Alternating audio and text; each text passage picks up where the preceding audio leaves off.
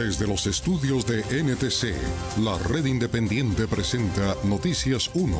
Esta noche en Noticias 1, mesa de negociación Gobierno-Comité de Paro en suspenso. Se encuentran en el mismo sitio, pero en espacios separados.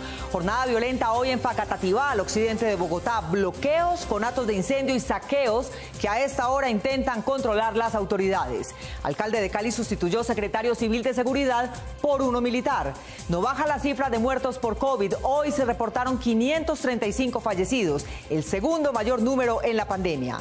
Vidas robadas, nueva obra de Doris Salcedo en homenaje a los que cayeron protestando desde 2019. Por la prensa libre y el derecho que todos ustedes tienen a la verdad, Yo Soy la Red Independiente. Presenta Noticias 1 con Mónica Rodríguez y Germán Arango. Buenas noches y bienvenidos a la mejor información del fin de semana. A esta hora todavía se encuentran reunidos los delegados del gobierno Duque y los del Comité Nacional del Paro. A una semana de encuentros todavía no se firman las condiciones para iniciar la verdadera negociación. Juan Fernando Barona se encuentra allí. Juan Fernando, buenas noches. Hola Mónica, muy buenas noches. La saludo desde el Centro de Convenciones de Compensar acá al noroccidente de Bogotá, en donde están reunidos los miembros del Comité Nacional del Paro y también los miembros del Gobierno Nacional sin que se pueda llegar a un acuerdo todavía. De hecho, las conversaciones en este momento están bloqueadas por cuenta de los comunicados que salieron expedidos hoy por parte de los miembros del Comité Nacional del Paro y también del Gobierno Nacional. Específicamente el comunicado que sacó en las últimas horas el Gobierno Nacional, en la cual le exige a los miembros del Comité Nacional del Paro que desbloqueen las vías.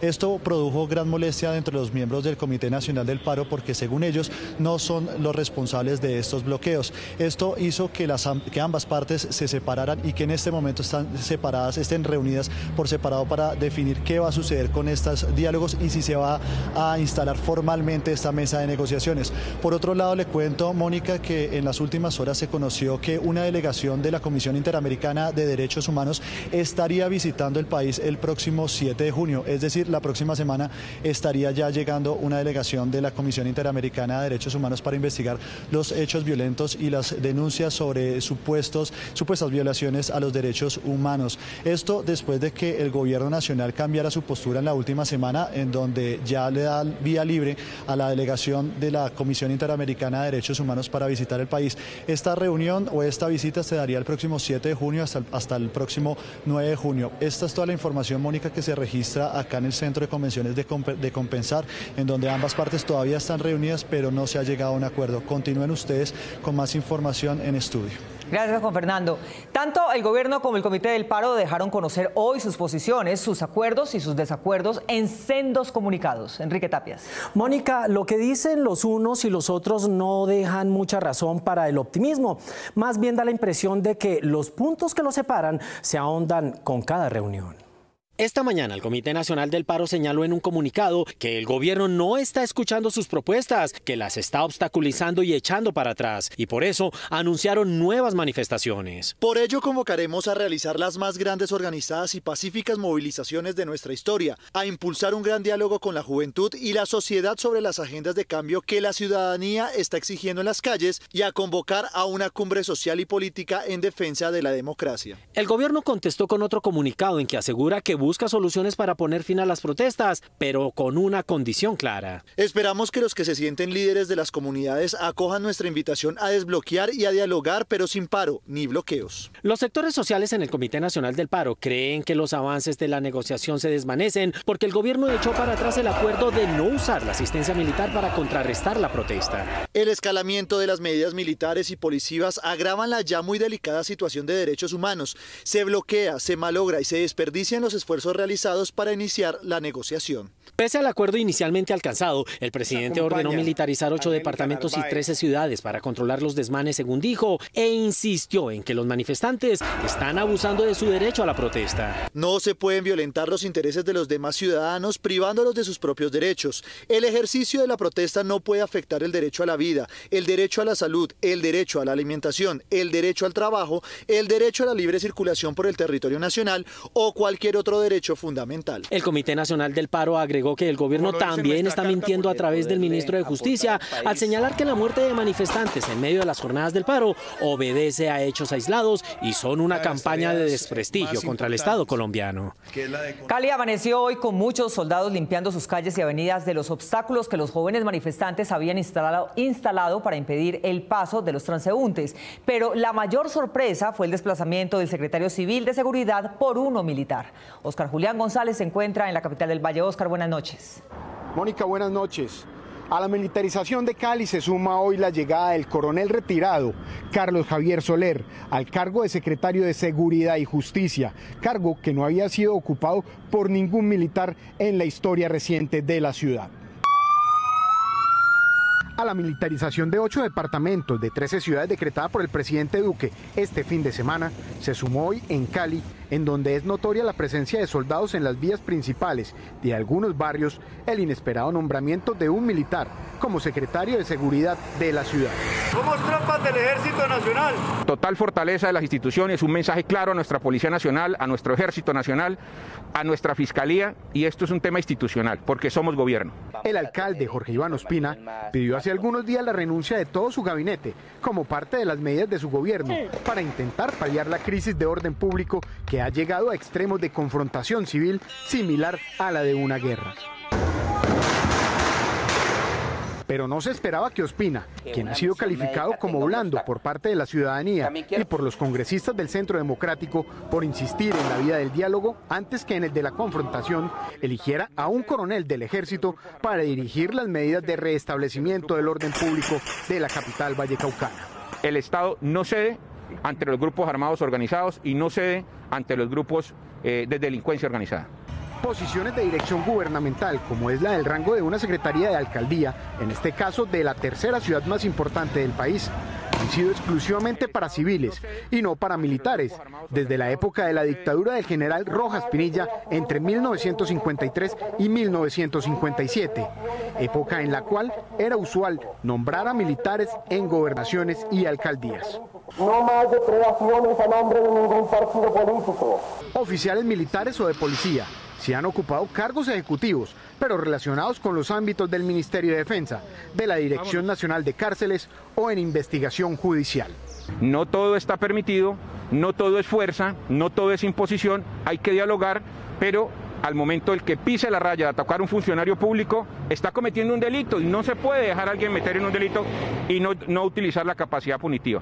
Al parecer, el nombramiento del coronel Soler, retirado de su fuerza solo hace un año, es un paso más en la militarización de Cali y en el desplazamiento de las funciones de los mandatarios locales y regionales, es decir, del alcalde Ospina y de la gobernadora Clara Luz Roldán.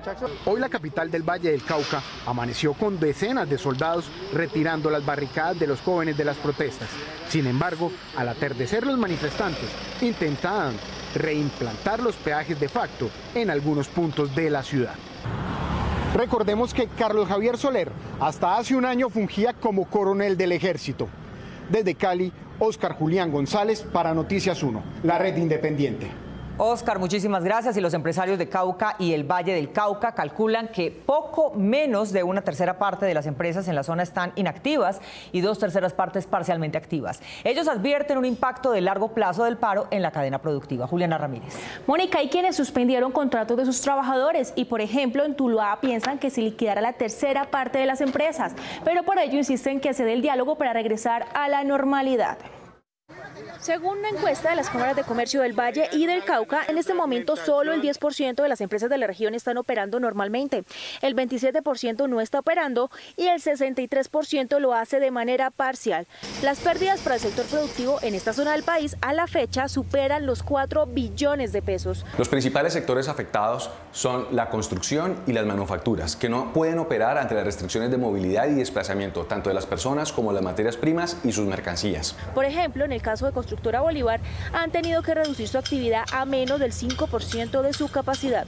De 32 horas activas pasamos a 5 y en estas estamos trabajando con menos del 20% del personal que normalmente asistía. Hemos tenido que suspender contratos por cerca de 5.000 trabajadores. Smurfit Kappa, multinacional que fabrica empaques y está ubicada en Jumbo Valle, alcanza pérdidas semanales de 10.000 millones de pesos. En los casi 80 años de vida que tiene Smurfit Kappa en Colombia, nunca hemos vivido algo como lo que estamos viviendo. No solo son las pérdidas económicas, sino la afectación que se le está haciendo a todo el sistema logístico del país. Y este impacto no solamente se da sobre estos sectores, sino sobre muchas actividades económicas que están relacionadas con estas cadenas, por ejemplo, alimentos, bebidas, productos de aseo, productos de limpieza, farmacéutica. Las maromas de las empresas para intentar conservar su mano de obra han llegado a un nivel máximo. La empresa de sabores y fragancias Latour arrastra una reducción de ventas del 50%, pero aún continúa con su nómina intacta. También nos hemos visto afectados por el cierre temporal de algunos clientes, como los de la industria confitera, que no han tenido acceso a azúcar, y las empresas de papas fritas, que no han podido acceder a material por el cierre de la Panamericana en el sur. En términos subregionales, el 50% de las empresas en Buenaventura no está operando, mientras en Tuluá se estima que en las próximas semanas se liquide el 33% de sus empresas. Esperamos que a través del diálogo se puedan levantar rápidamente, sí, porque si no la afectación al empleo, el dinamismo de la región y la economía va a ser muchísimo peor que lo que tuvimos con la cuarentena estricta y la pandemia. De acuerdo con las cámaras de comercio del Valle y del Cauca, solo el 60% de las empresas de la región tendría la posibilidad de recuperar en el corto plazo su capacidad productiva. Dos jóvenes cuyos cuerpos fueron vistos tirados en la vía Palmira eran miembros de la primera línea de Siloé. Los promotores del paro allí denuncian que hombres armados, que podrían ser la autoridad, los desplazan de sus lugares a las noches y cometen delitos para que el común se los achaque a los manifestantes. Me pisaron la cabeza. Alfredo Mondragón es líder social conocido en el Valle del Cauca y ha estado presente en las manifestaciones desde hace un mes, tiempo en el cual, según denuncia, lo que comenzó como una protesta de ciudadanos ahora se ha transformado. Los vecinos pacíficos fueron desplazados por hombres armados que no tienen relación con los manifestantes del principio. Llegan personas armadas a sacar casi que con pistola a los pelados de primera línea, los desplazan de ahí para ellos quedarse montando retenes de vandalismo, no, de criminales, de extorsión. Pero en el ambiente de la ciudad, ¿qué quedan? Que son los pelados de primera línea los que están haciendo eso. Los jóvenes de Siloé también advierten que después de las 8 de la noche no son ellos los que están en las barricadas. Los puntos de resistencia, digamos que al menos en los que respectan a Siloé, hemos llegado al consenso de que a las 8 de la noche todas las personas que hacen parte del paro se retiran. Aclara que no se sabe quiénes son los pistoleros que están llegando. Aparecen diferentes actores, ¿no? Unos que pueden ser infiltrados de la fuerza pública. De hecho, ayer en el marco de la glorieta de la resistencia, uno de los puntos de acá, se detuvo una persona con arma de fuego y radios. Se le entregó a la Defensoría. El líder Mondragón señala por su parte que los pistoleros que llegan disparando quieren implantar en la gente la idea de que los manifestantes son violentos y que por eso hay que dispararles. Instalar en la mente de la población una forma de reaccionar, y la forma de reaccionar es supuestamente que aquí vienen unos vándalos que lo que hay que resolver es llenarlos de plomo. Mondragón, quien ejerce un liderazgo social conocido en toda la ciudad, hace 2 semanas fue detenido como sospechoso de incurrir en actos vandálicos. ¿Por qué no me han puesto preso? ¿Cierto? Debería yo tener una orden de captura. Pero ¿es para intimidar o para que después algunas de estas personas de las camionetas blancas que son capaces de salir a dispararle a la gente y que le han disparado, dejaron más de 9 u 8 indígenas heridos, ¿ya?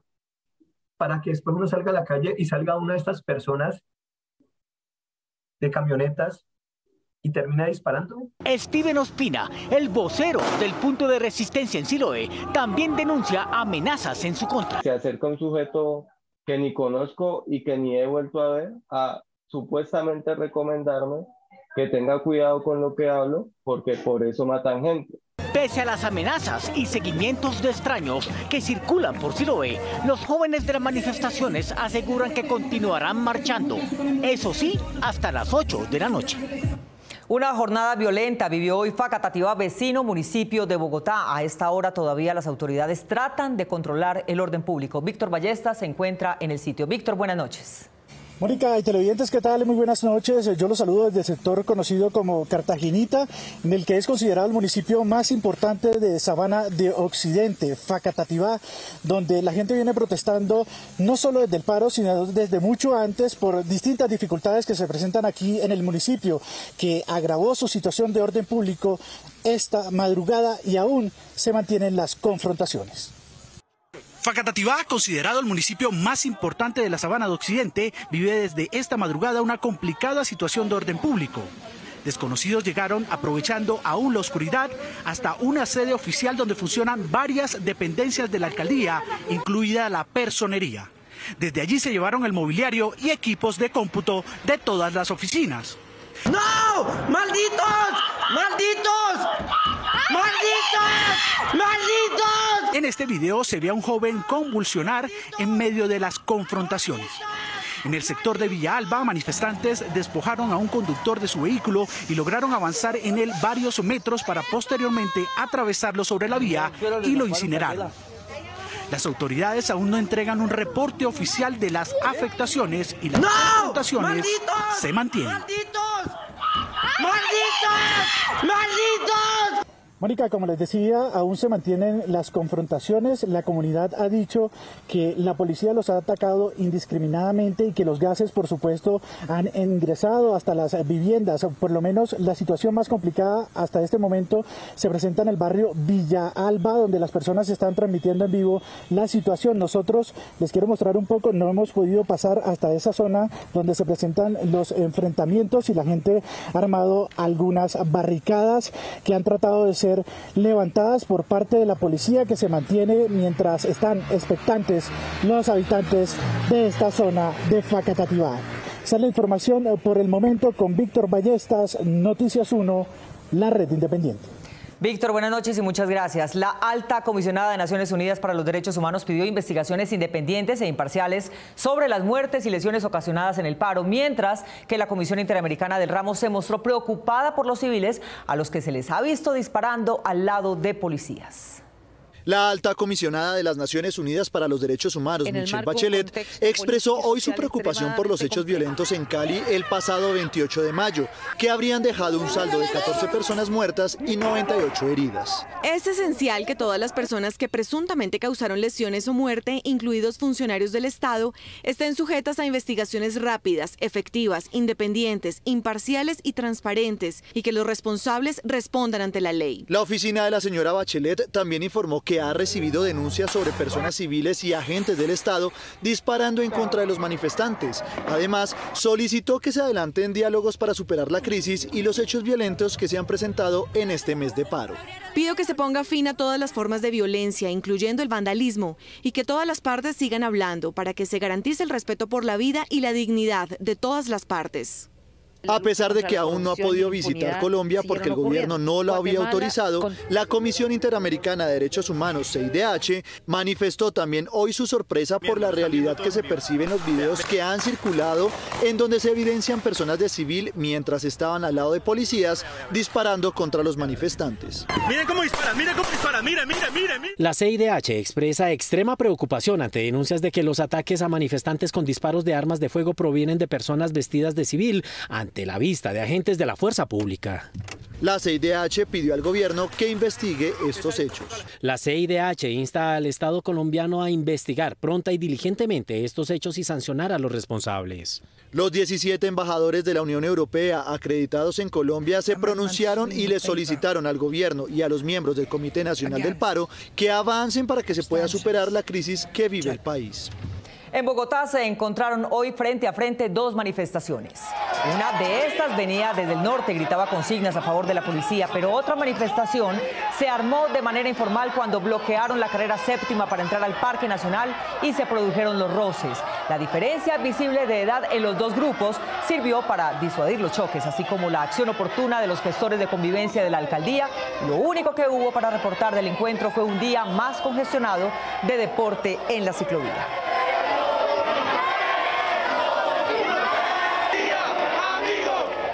2 funcionarios de la Unidad de Restitución de Tierras y otros 2 reclamantes desaparecieron en camino hacia Mesetas Meta y una niña desapareció en Bogotá. En medio de la agitación social que ha vivido el país en los últimos días, Noticias 1 conoció 2 casos de desaparición de personas en distintas circunstancias y lugares. El primero se relaciona con una comisión de restitución de tierras que no ha dado señales de ubicación ni de vida desde hace varios días.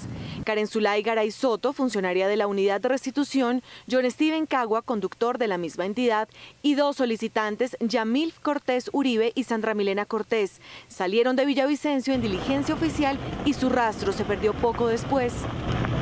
La comisión iba hacia el municipio de Mesetas en el departamento del Meta el pasado martes 25 de mayo con el fin de adelantar actividades catastrales y de comunicación de predios. Y el pasado jueves 27 de mayo el grupo se encontraba en un predio de la vereda San Isidro cuando se perdió su contacto hacia las 3:30 de la tarde. Ese mismo día se activó el mecanismo de búsqueda. La Unidad de Restitución de Tierras ha estado inquiriendo a las autoridades de policía y fiscalía para acelerar las labores de búsqueda de la comisión en una zona que al parecer domina un grupo de disidentes. El segundo caso de desaparición en extrañas circunstancias es el de la menor Gabriela Mezquita, de 13 años, cuyo paradero se desconoce desde cuando salió de su casa en Bogotá el martes pasado. Publicamos su fotografía y datos con autorización de sus padres. Gabriela tiene ojos verdes y 1,60 de estatura. La menor habría salido a encontrarse con unos amigos cerca del centro comercial Titán Plaza y nunca regresó. Su paradero está siendo rastreado por las autoridades, pero se solicita a los ciudadanos, si alguien la ha visto, que se comuniquen con el número celular en pantalla. El Consejo de la Judicatura puso a andar un proyecto de reforma a la justicia mientras la opinión pública se ocupaba del paro. En este apareció una suerte de artículo fantasma cuya autoría nadie admite para que cualquiera con título de abogado pueda ser magistrado. Eduardo López Juque. Mónica, una vez le preguntamos sobre el artículo, la Judicatura dijo que ya el proyecto está desdibujado, que no quieren bajar los requisitos para ser magistrado e inclusive que es inconstitucional. La reforma a la justicia que se discute en el Senado, al igual que en los proyectos presentados en años anteriores, vuelve a generar polémica y escándalo en el mundo jurídico y político. Según analistas, en el Congreso se le han introducido micos que responden más a intereses particulares que a las necesidades de la ciudadanía, como por ejemplo, modificar los requisitos para ser magistrado y otros altos cargos judiciales. Los cargos como fiscal general, procurador y otros altos cargos se ha reducido los requisitos que se exigen para aspirar a estas majestades. Eso es impresentable. Un parágrafo introducido en la Cámara de Representantes permitiría que la experiencia de otras profesiones ajenas al derecho, como negocios internacionales, ciencia política, economía, administración de empresas, entre otras, sea acreditada para ser magistrado, fiscal, procurador, defensor del pueblo y registrador, lo que viola la Constitución. Los requisitos para ser magistrado de las Cortes están establecidos en la Constitución de Colombia. No se puede modificar por una ley. Pretender que expertos en otras profesiones distintas al derecho sean magistrados es un exabrupto jurídico. Otro de los artículos calificados como orangután tiene que ver con la administración de la rama, quitándole funciones al Consejo Superior de la Judicatura y transfiriéndoselas a la recién creada Comisión de Disciplina Judicial y a la Comisión Interinstitucional. En cuanto a la Comisión de Disciplina Judicial, no encontramos lógica que este ente esté nombrando a directores seccionales y tenga incidencia en lo que tiene que ver con la gerencia de la rama judicial. Los jueces deben dedicarse a juzgar y a pronunciar sus sentencias oportunamente. Otra entidad de la rama judicial, para mantener su autonomía, debe dedicarse a administrar, como está hoy. La presidenta del Consejo Superior de la Judicatura asegura que esa propuesta, introducida en el Congreso, deslegitima la reforma y complica más la gestión de la Administración de Justicia. Llamar la atención sobre aquellos cambios introducidos durante el debate que desdibujan el espíritu original de la iniciativa de la corporación, toda vez que rompe con los cimientos estructurales del modelo de la Constituyente de 1991. El tercer mico se relaciona con los privilegios vitalicios que se pretenden para algunos magistrados, como recibir pensión de una alta corte, pero seguir ejerciendo en su puesto anterior en un tribunal. Que un magistrado, después de terminal en la Corte Suprema tenga la posibilidad de volver a ser magistrado es algo que va en contra de la carrera judicial e incide negativamente respecto a las personas que en carrera aspiran su promoción y su ascenso. Ante la lluvia de críticas presentadas en la última semana, Miguel Ángel Pinto, presidente de la Comisión Primera de Senado, anunció la eliminación de los artículos polémicos y la designación de ponentes de todos los partidos. De las 535 muertes que Colombia reportó hoy por el COVID-19, su segunda peor cifra en 14 meses de pandemia, 143 corresponden a Bogotá, que anuncia su apertura a la normalidad con protocolos. La capital del país, en cabeza de la alcaldesa Claudia López, anunció esta semana que Bogotá se prepara para una reapertura total de la economía. A partir del 8 de junio, todos los sectores económicos de Bogotá podrán trabajar a su pleno potencial, sin restricción de horario. No habrá toque de queda, no habrá ley seca, pero continuarán las medidas de autocuidado y sobre todo la estricta aplicación y cumplimiento de los protocolos de bioseguridad. Los espectáculos y las discotecas también están dentro de los planes, pero su reapertura depende de la ocupación hospitalaria. Cuando volvamos a alerta amarilla, Bogotá solicitará el piloto de reapertura del fútbol, de los conciertos y de las discotecas, que son los tres sectores que ahorita están con restricción. Aunque esta decisión, según el secretario de Salud y las proyecciones que se tienen para esta fecha, se desarrollaría en medio de la alerta roja en la que aún continúa la ciudad. ¿Vamos a abrir en un momento de alerta roja? Sí. ¿Y la ocupación hospitalaria quedará muy alta? Sí, probablemente sí. Hoy Bogotá reportó 7.204 casos positivos y 143 muertos. La alerta roja hospitalaria continúa y la ocupación asciende. Al corte de hoy se encuentra en 97.3 y de las 2.227 camas reportadas para atender pacientes COVID, tan solo 60 se encuentran disponibles. Por su parte, en vacunación, el Ministerio de Salud reportó que ayer sábado Bogotá superó el número de inoculaciones y fue la ciudad que más dosis aplicó en una sola jornada, 56.831. Continuando con la vacunación de mayores de 55 y hasta 59 años con la modalidad de pico y cédula, mañana 31 de mayo, los ciudadanos con identificación terminada en 4, 5 y 6 podrán asistir a los 13 centros comerciales que cuentan con puntos de vacunación. Monitorear que de agua y luz se gaste lo necesario y no más puede ser el principio de la creación de una conciencia de ahorro para todos los de la casa. Siguiendo estos consejos podrá crear hábitos para que el ahorro sea una constante en su vida y pueda alcanzar sus metas gastando sus recursos en sus verdaderas necesidades.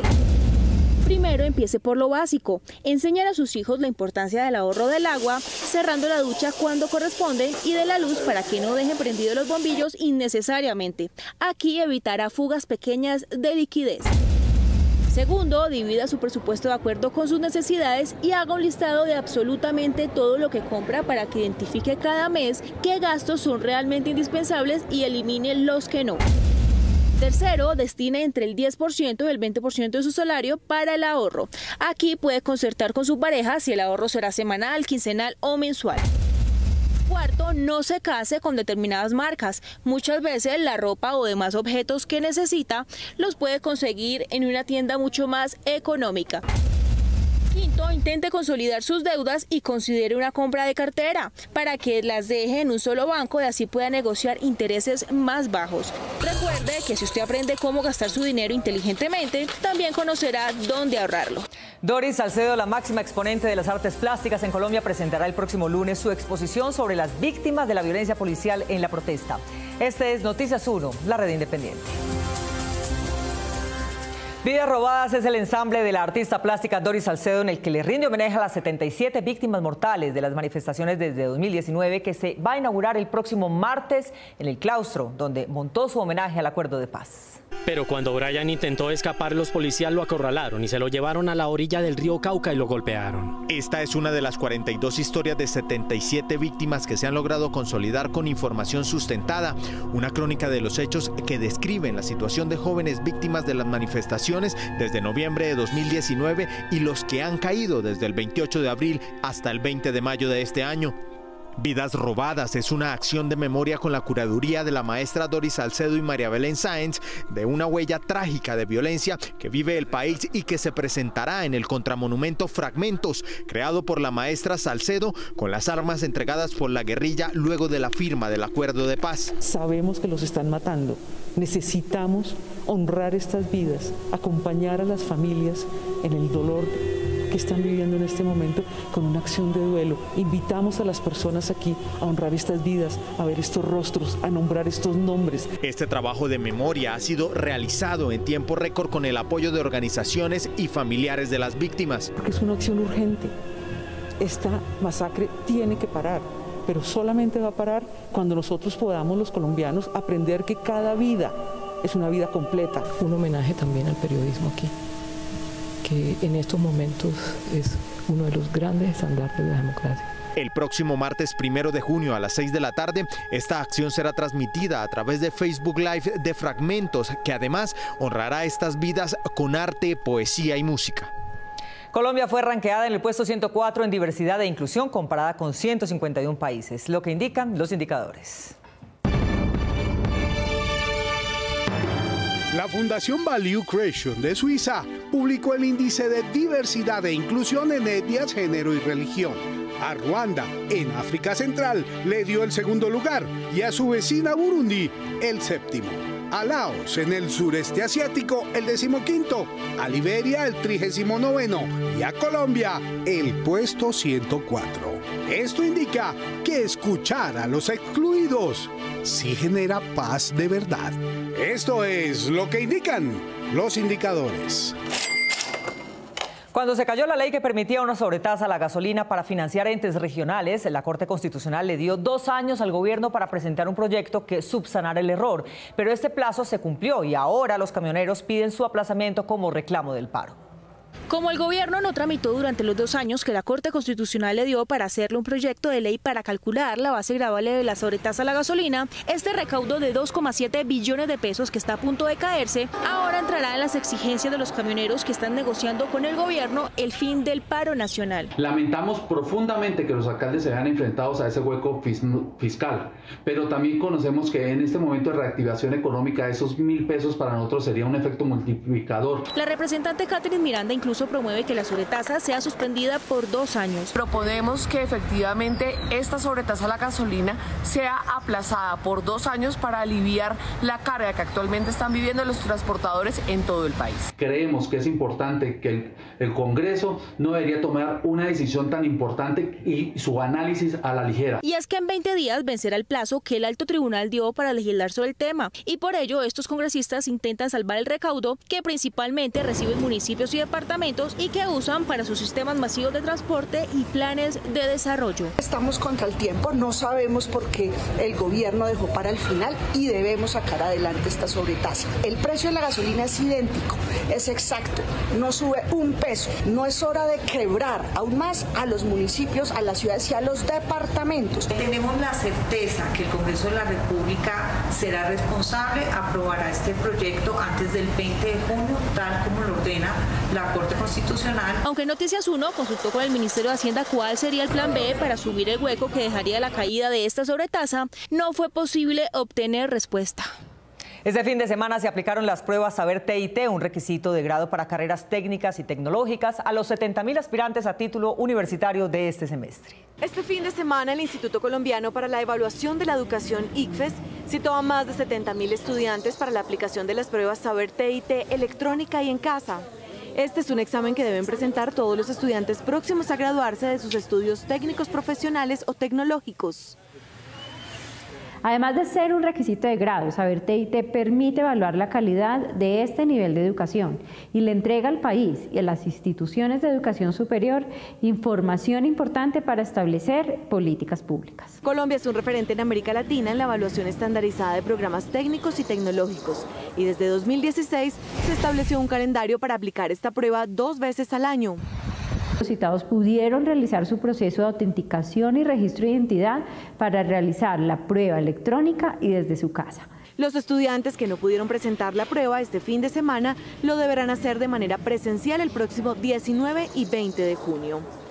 El instituto tiene habilitada la herramienta El ICFES tiene un pre-ICFES para que las personas citadas a los exámenes puedan familiarizarse cuando lo deseen con el tipo de preguntas de las pruebas de estado de manera virtual y gratuita, tanto en la web como en la aplicación desde cualquier dispositivo móvil. Hay un factor de salud en el hogar en el que los médicos no tienen nada que ver, la salud en las finanzas, para las que también tenemos consejos de bienestar. El bienestar comienza por la tranquilidad financiera, algo que hogares colombianos perdieron por la pandemia y la crisis y que ha obligado a muchos a reinventarse. Tus talentos son la base esencial para hacerlo. Cuando tú puedes detectar tus talentos, cuando tú puedes encontrar cuáles son esas habilidades y fortalezas que tú tienes, vas a lograr encontrar oportunidades para utilizar esas habilidades por fuera del trabajo que tú ya tienes. Y es ahí donde puedes encontrar diversas maneras de crear nuevas fuentes de ingresos. Puede ser a través del emprendimiento, puede ser a través de la inversión o a través de diferentes vehículos que te pueden ayudar. Aún sin la reinvención, mantener bajo control los gastos es básico y la primera regla para ello es no precipitarse. ¿Qué ocurriría en mi vida? ¿Qué ocurriría en mi economía si no lo compro? Y te vas a dar cuenta que más del 80% de las cosas que tú deseas comprar por impulso no afectarían tu vida, no afectarían tu salud y realmente no te afectarían a profundidad. Por tanto, así puedes evitar hacer compras innecesarias. La entrenadora financiera propone hacer un plan en el que no aparezcan las sorpresas financieras y se prevea que cualquier gasto tenga prevista la amortización de sus pagos. Que se generen presupuestos es muy importante, porque si no, tú no sabes lo que te gastas. Segundo, que honres el presupuesto, claramente. Tercero, que no generes compras innecesarias y que si quieres comprar algo, primero lo ahorres. Cuarto, es súper importante que crees nuevas fuentes de ingresos. Vital, importantísimo. ¿Por qué nosotros nos acostumbramos a ganar de una sola parte de dinero? El verdadero bienestar económico será la sensación de que, además de poder con sus gastos del mes, pueda ahorrar entre el 10 y el 15% de sus ingresos para el futuro. Una empresa colombiana se reinventó en la pandemia con el DIP, un dispositivo inteligente portátil que garantiza un ambiente libre de COVID por 2 horas en cada aplicación. Motivados por la situación que enfrenta nuestro país debido a la pandemia del COVID-19 y dispuestos a aportar soluciones innovadoras que contribuyan a la reactivación económica, un grupo interdisciplinario de profesionales de ciencia y tecnología colombianos se unió para desarrollar un sistema de desinfección ambiental eficiente, seguro, de fácil manejo y amigable con el medio ambiente. Un sistema electrónico que permite que el dispositivo sea, digamos, manipulado remotamente a través de una app. Adicional a esto, hemos pensado en la formulación de un desinfectante, en este caso el RAE 20. Este dispositivo de desinfección de ambientes cuenta con registro INVIMA y ha sido eficiente en el control de microorganismos patógenos que contaminan las superficies. Esta tecnología permite que la partícula del desinfectante llegue a tamaños inferiores a 5 micras, garantizando una saturación tanto en el ambiente, que es la matriz más contaminada, y en las superficies de contacto. El sistema de desinfección funciona gracias a una aplicación apta para todos los dispositivos. Simplemente hay que indicar los niveles del desinfectante que se desea usar y el tiempo de intervalos entre cada aplicación. Los profesionales colombianos de ciencia también son innovadores como los de otros países. Muy bien, y tenemos información de última hora porque a esta hora la Conmebol acaba de anunciar la suspensión de la Copa América en Argentina y está estudiando realizarla en otro país. En otras situaciones les presentamos esta canción que se llama Dignidad, una canción en salsa que intenta recoger las consignas del paro. Alejandro Rincón y La Saloma unen sus voces para dárselas a aquellos que hoy luchan por sus derechos. Aquí los telediarios desinforman, aquí la conveniencia vale más. Si piensas diferente te disparan y quedas advertido por pensar. Aquí la democracia es dictadura, ya ni el exilio te puede salvar. Su estirpe te atropella y en el suelo su júbilo inmortal duele muy mal.